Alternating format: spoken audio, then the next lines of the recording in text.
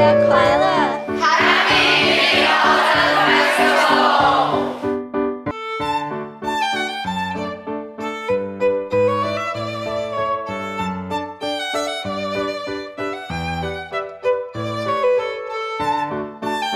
I just know the mooncake, and I also know in this time the moon is very important, right? Because it's like a symbol to stay together with the family like this.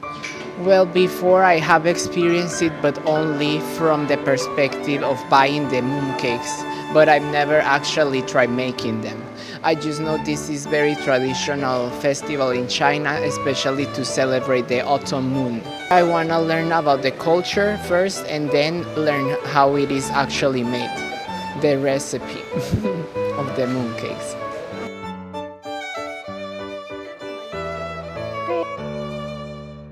This is the lotus paste. Lotus seed paste, and this is the egg yolk. How do you like the feelings, the flavor? I don't know yet. I will try it later. Okay. But it looks good.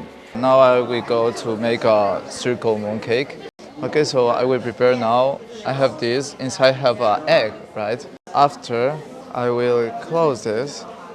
And this is very new for me, so maybe I'm not very good in this. Yeah, it's here.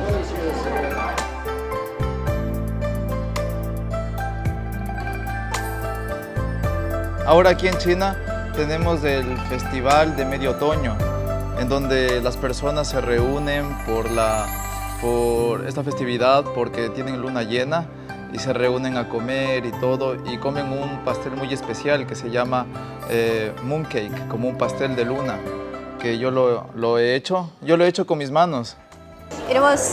It is really interesting experience because in Russia we don't have such deep full meaning in the moon. So I really like this about Chinese culture that they appreciate the moon.